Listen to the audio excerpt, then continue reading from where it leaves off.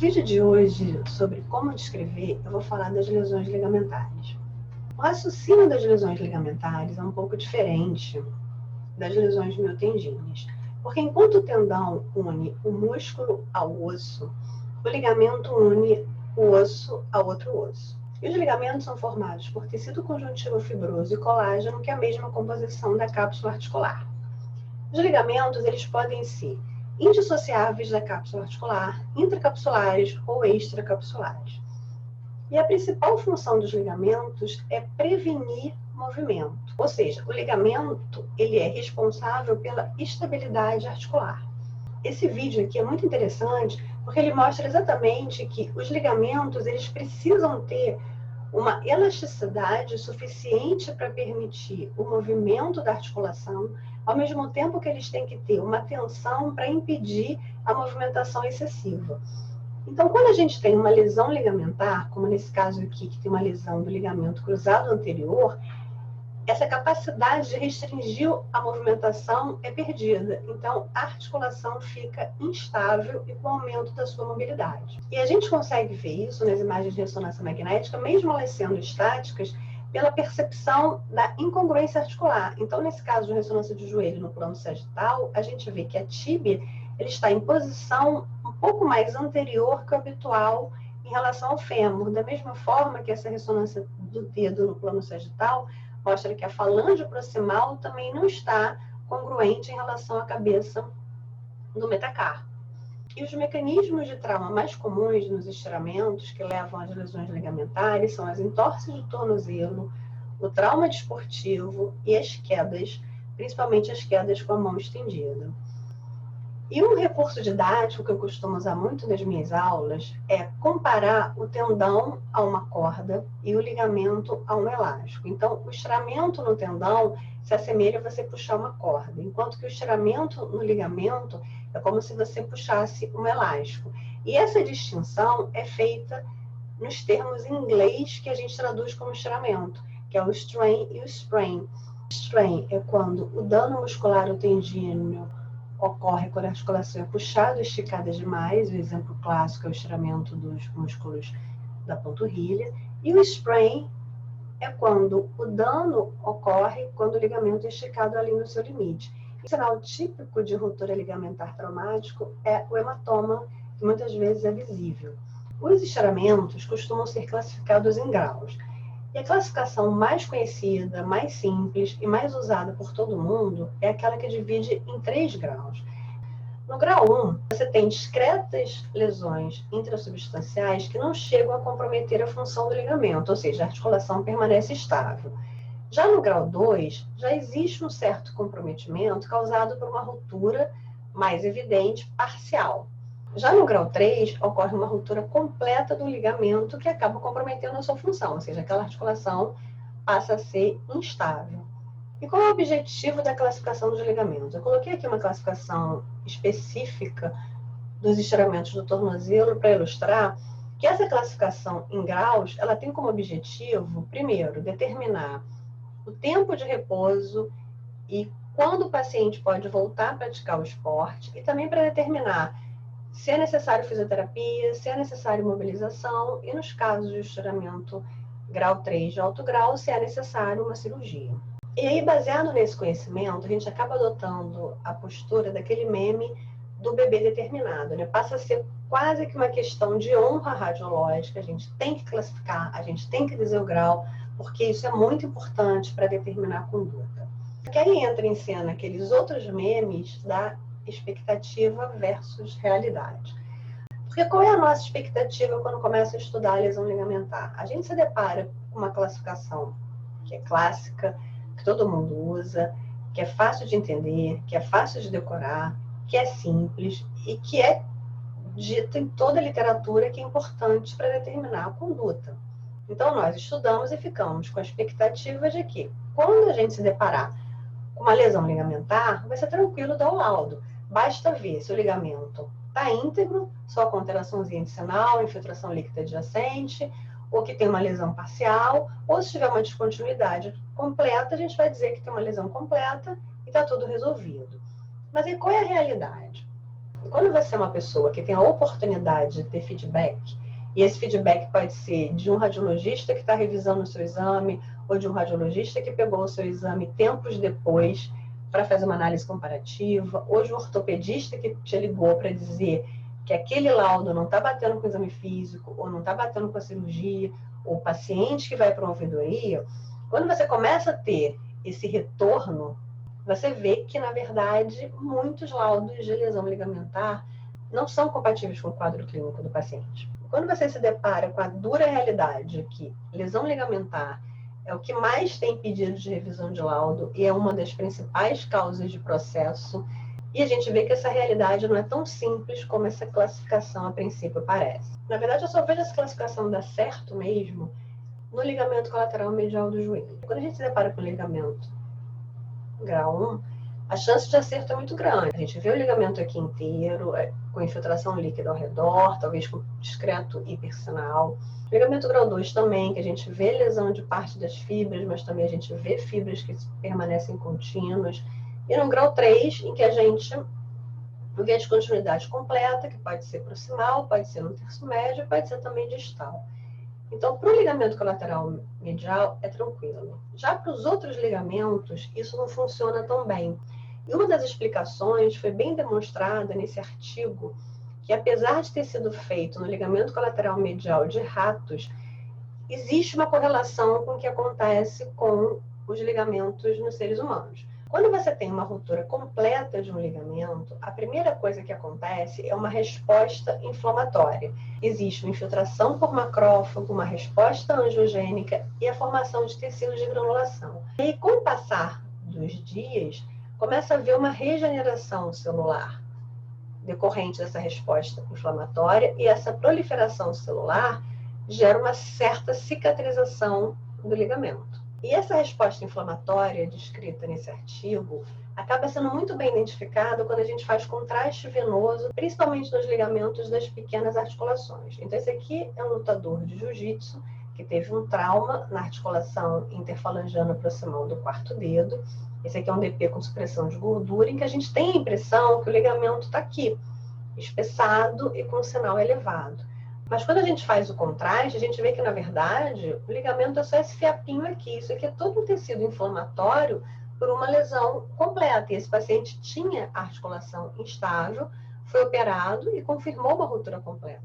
Que aqui a gente não tinha essa noção. Então, o contraste ele ilustra muito bem essa presença do tecido inflamatório nas rupturas agudas ligamentares. Por isso que eu acho que é imprescindível o contraste venoso em trauma agudo de mão e dedo. Como eu falei antes, a gente tem que raciocinar como se o ligamento fosse um elástico. Então, pensando dessa forma como um elástico, a gente pode ter um elástico sem uma descontinuidade completa e nem por isso esse elástico ele presta. Então, quando a gente fala de lesão ligamentar, mais importante do que a integridade no sentido de a gente identificar uma lesão completa ou não, é a suficiência ligamentar.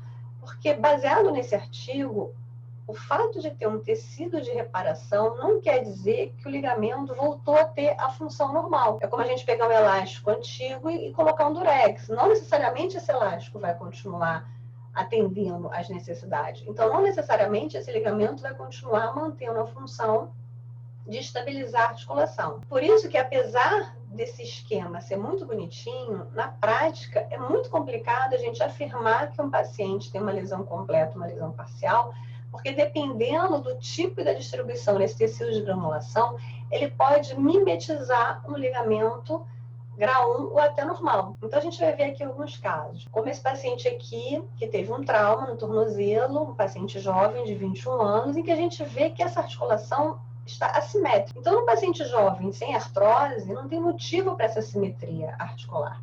Isso aqui é decorrente de uma instabilidade. E, além disso, ele tem um derrame articular. E quando a gente vê esse ligamento aqui, apesar da gente conseguir identificar o ligamento, todo o seu trajeto, é um trajeto que está ondulado, o ligamento tem um sinal alto, ele está um pouquinho mais afilado aqui. Então, muito provavelmente, esse ligamento está roto, mesmo que você não veja uma descontinuidade muito evidente. E esse caso que eu vou mostrar para vocês, para mim é um caso histórico, porque foi o primeiro caso em que eu me deparei com problemas relacionados a um laudo de ligamento cruzado anterior, em que houve questionamento do paciente, do médico assistente, em relação a laudos discrepantes, porque ele fez um exame na clínica com a gente, em que foi dada uma ruptura completa do ligamento cruzado anterior, que realmente existe.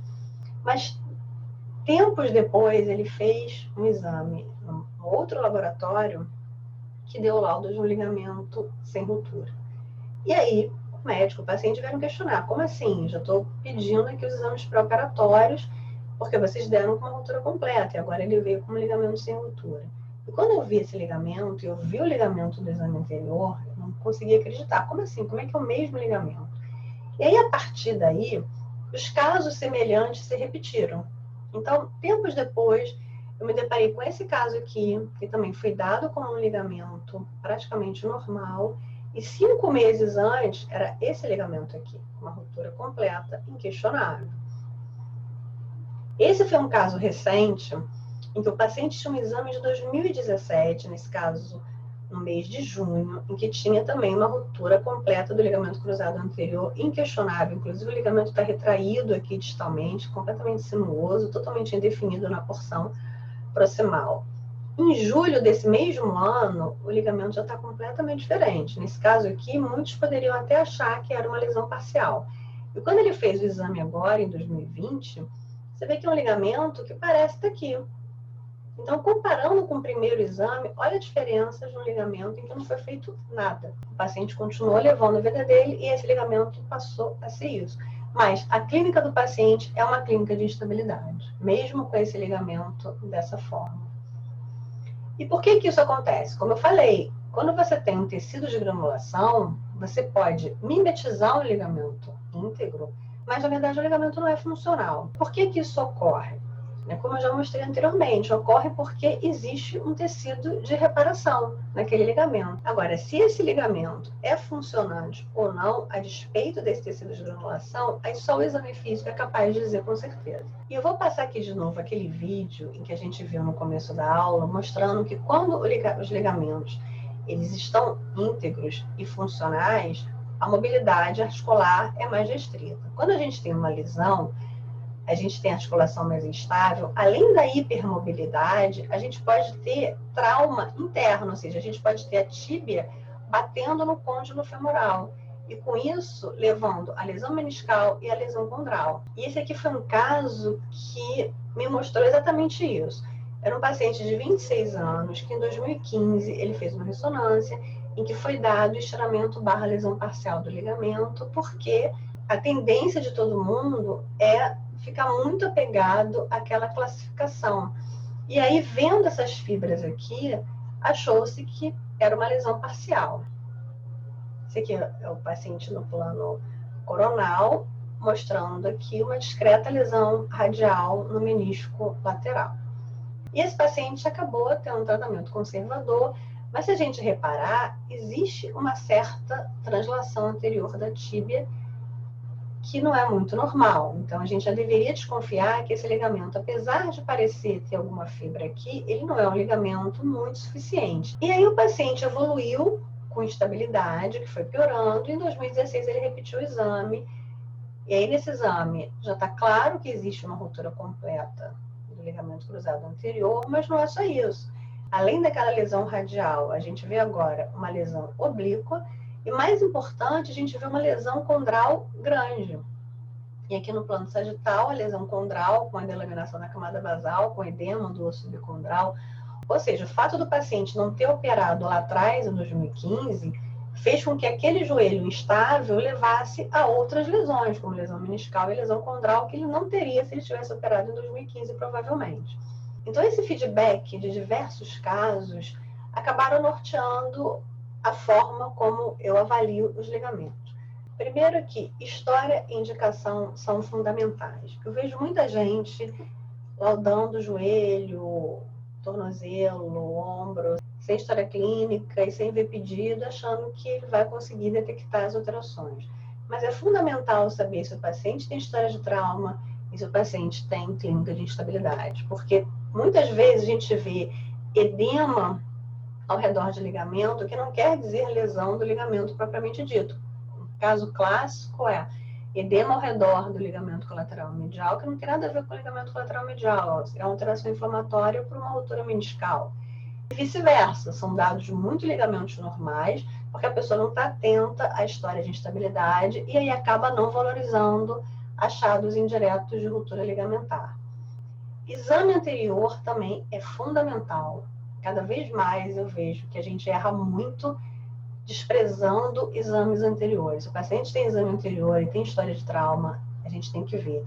Para não cair nessa situação de ter um exame completamente alterado lá atrás, que agora você acaba dando normal, porque desconhecia aquela ruptura. E na hora do laudo, eu desenvolvi um roteiro. O primeiro é avaliar a congruência articular. Porque quando a gente se depara com uma articulação assim, pode ser até no raio-x, a gente sabe que tem lesão de ligamento, a gente sabe que isso aqui tem uma lesão do ligamento escápulo semilunar, a gente sabe que tem uma lesão ligamentar do tornozelo que está completamente estável. Eu sei que esse paciente tem uma ruptura de cruzado por conta da translação anterior da tibia, eu sei que esse paciente tem uma lesão ligamentar, eu sei que esse paciente tem uma lesão labro-ligamentar. Então, a congruência articular já é uma pista super importante que aquele paciente tem instabilidade. O trajeto do ligamento também é fundamental, porque no ligamento normal, além dele ter um trajeto previsível e geralmente ele ser retinho, ele tem esse aspecto esticado, porque ele precisa dar aquela tensão para a articulação. Um outro exemplo de caso normal é esse aqui, que o cruzado ele tem um trajeto reto e paralelo à linha de Blumenfeld, e ele tem esse aspecto esticadinho. Quando você não tem muita experiência em avaliar o trajeto do ligamento no olhômetro, eu coloquei na página notas e medidas do site, na parte de joelho, algumas medidas objetivas, como nesse caso, a relação do ligamento cruzado anterior com a linha de Blumenfeld, que tem que ser paralelo ou ter uma angulação de até 15 graus. Da mesma forma, o ligamento cruzado anterior em relação ao platô tibial tem que ser em torno de 55 graus. Então, na dúvida, a gente pode medir. Então, esse caso aqui, que foi dado como ligamento sem ruptura, o trajeto dele não está normal, ele não tem esse aspecto esticadinho paralelo à linha de Blumenfeld. Ele tem esse aspecto meio caído, horizontalizado aqui na porção distal. Esse caso aqui também, que imita o ligamento normal, ele tem uma angulação maior que 15 graus em relação à linha de Blumenfeld. Outro dado importante é o afilamento ou espessamento, porque a lesão ligamentar ela pode se manifestar das duas formas. O ligamento pode estar mais afilado, ele pode estar mais espessado. Por isso que é importante que os exames sejam sempre feitos com a mesma espessura e gap na clínica que você trabalha, porque aí você acostuma o seu olho para saber qual é a espessura habitual, em quantos cortes você costuma ver aquele ligamento. Esse aqui é um exemplo de um ligamento normal. E esse aqui eu sei que é um ligamento que está mais afilado, porque além dele estar realmente mais fininho, ele aparece em menos cortes do que eu costumo ver o ligamento talofibular anterior. E esse aqui já é o contrário, o ligamento que está bastante espessado. Outro dado que a gente avalia junto com o afilamento ou espessamento é a irregularidade do contorno. Tem nesse caso, o contorno ele é um pouquinho irregular. E se a gente prestar bem atenção, essa parte do ligamento parece espessado, enquanto que essa parte aqui do ligamento parece mais fininha. Isso também é um dado de lesão. É um dado de que provavelmente esse tecido aqui é um tecido fibrocicatricial, porque o ligamento ele costuma ter uma espessura mais uniforme, ele não fica mais gordinho de um lado e mais fininho do outro. Outro indício de lesão é o aumento do sinal, que a gente viu naquele caso do dedo. Quando a gente vê o aumento do sinal, pode nem ser o próprio ligamento, esse tecido fibroinflamatório. E a perda do padrão fibrilar, que é mais fácil detectar em alguns ligamentos, como os cruzados e o componente profundo do ligamento deltoide. Porque nesses ligamentos, que normalmente já são mais espessos que os outros, a gente consegue individualizar as fibras. Ele tem um aspecto meio listrado. Esse aqui é um caso de entorse do tornozelo que tem um mecanismo de trauma muito comum, que é aquele em que você estira o compartimento lateral e aí rompe o talo fibular anterior, o calcâneo fibular. Então você acaba tendo uma contusão óssea aqui. E como o componente profundo do ligamento deltoide está entre as estruturas ósseas, ele acaba sofrendo uma certa esmagada aqui quando esse osso bate nesse, e depois que volta ele fica com um sinal elevado e você tem uma dificuldade de individualizar as fibras que a gente normalmente individualiza. Esse caso aqui é um caso interessante, porque o paciente ele sofreu trauma nos 2 tornozelos e ele tem lesão do talo fibular anterior bilateral. Mas ele tem lesão do componente profundo do ligamento deltoide só no tornozelo esquerdo, então ficou um caso bom para comparar. Nessa imagem aqui no plano axial DP, a gente já tem uma ideia da perda do padrão fibrilar do componente profundo do deltoide desse lado. No plano coronal, a gente vê que o deltoide desse lado está um pouquinho mais espessado que o do outro. Mas no plano coronal T2 oblíquo é o melhor plano para ver isso. Esse aqui é o plano T2 coronal oblíquo. Eu gosto muito da ponderação T2 para lesão ligamentar. E aqui no lado direito a gente vê bem o padrão fibrilar, aquele aspecto listrado do ligamento que foi perdido no lado esquerdo. A gente vê que o ligamento aqui ele é mais compacto, a gente não consegue individualizar as fibras. Isso é um sinal de lesão ligamentar. A solução de continuidade, que é o que caracteriza o estiramento grau 3, para mim é o que tem menos valor. Porque quando a gente identifica a solução de continuidade, como nesse caso, ótimo, a gente tem certeza que tem uma ruptura completa. O problema é que se surgir um tecido de granulação, a gente deixa de identificar essa ruptura completa. Então, nesse caso aqui, a gente vê nitidamente que tem uma ruptura completa, mas basta ter um tecidinho aqui que a gente já vai achar que não tem. Esse caso, da mesma forma, tem uma ruptura completa aqui, que em poucas semanas ou dias até, a gente pode deixar passar como um ligamento normal. Como que eu descrevo as alterações ligamentares no laudo?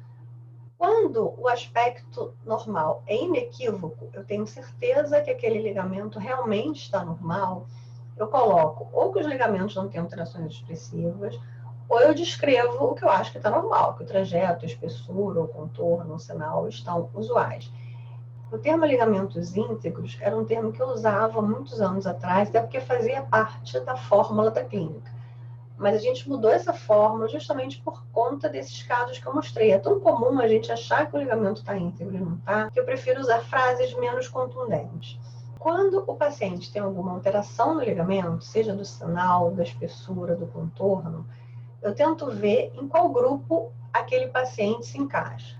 O grupo 1 é aquele que tem as articulações congruentes, é um paciente idoso ou é um paciente com artrose, não tem história de trauma, não tem padrão de contusão típico, é um ligamento que costuma degenerar junto com a articulação, como o caso dos cruzados. Então, nesses casos, eu descrevo a alteração e concluo como aspecto degenerativo, e se for típico de degeneração mucoide, eu coloco degeneração mucoide, como nesse caso aqui do ligamento cruzado anterior. Paciente, 65 anos, com artrose, não tem história de trauma e tem esse ligamento espessado, com sinal alterado, com essa imagem cística aqui de permeio às fibras, que é um caso típico de degeneração mucoide. Então, não vou dizer que esse paciente tem estiramento ou lesão. Agora, se o paciente faz parte desse segundo grupo, que é aquele que tem incongruência articular ou tem uma clínica de instabilidade, no pedido médico, o ortopedista coloca que tem instabilidade, tem história de trauma, tem um padrão de contusão típico. Então, nesse caso, para mim, eu penso que esse paciente tem uma ruptura ligamentar até prova em contrário. E aí, quando eu tenho certeza que a ruptura é completa, eu já boto direto ruptura do ligamento tal. Como nesse caso aqui, uma ruptura do ligamento cruzado anterior, que eu tenho certeza que esse ligamento está roto. Agora, tem aqueles casos que a gente tem dúvida se a lesão é completa ou parcial, como nesse caso aqui. Será que tem uma descontinuidade? Será que tem uma lesão parcial? Será que tem uma lesão completa, mas fez um tecido de granulação? Eu acho muito difícil a gente querer concluir isso com a ressonância. Por isso que nesses casos eu coloco lesão do ligamento, sem entrar no mérito se é completa ou parcial. Eu descrevo a alteração, que ele está irregular, ou que ele está afilado, ou que ele está espessado, ou que ele tem alteração de sinal, e coloco compatível com lesão. E nesses casos duvidosos, eu acho essa frase aqui muito boa, que é correlacionar com dados clínicos e principalmente de exame físico para melhor caracterização da insuficiência ligamentar. Porque quando o paciente tem uma ruptura ligamentar aguda, principalmente no joelho, o exame físico é difícil, porque tem derrame articular, às vezes é uma artrose com fratura, o paciente tem dor, a mobilidade está prejudicada. Então, o exame físico é difícil. Mas depois que passa essa fase aguda, que é quando o ligamento começa a ficar mais duvidoso por conta do tecido de granulação, o exame físico passa a ser mais fácil e ele passa a ser muito mais sensível que a ressonância magnética para identificar se aquele ligamento é suficiente ou não. Porque esse ligamento que a gente hoje está na dúvida de ser uma lesão parcial, pode, há pouco tempo atrás, ter sido um ligamento que a gente teria certeza que tinha uma lesão completa. Já naqueles casos que o paciente tem um aumento do sinal, do ligamento, mas eu não estou muito convicta que tem realmente uma ruptura, porque o trauma não é muito típico, nem a clínica é muito típica. Eu coloco alteração e que deve provavelmente ser secundária a estiramento, como nesse caso aqui, que é de um rapaz jovem que estava jogando futebol e falou que chutou a bola de mau jeito e ficou com dor no mediopé. Mas não era uma dor muito intensa e ele estava andando normalmente. Ele tinha um edema discreto aqui no cuneiforme lateral e tinha um aumento de sinal do ligamento de Lisfranc, mas não é um mecanismo de trauma para romper um ligamento de Lisfranc. Ele não tinha mais nada nessa região. Então, eu acho muito provável que seja uma ruptura ligamentar. Então, a gente coloca um aumento de sinal, provavelmente secundário a estiramento. E aquela frase, mais uma vez, também é uma frase útil. Na dúvida, correlacionar com o exame físico, que é mais sensível. Bom, isso é o que eu tinha para falar sobre as lesões ligamentares e até o próximo vídeo de como descrever. Até lá!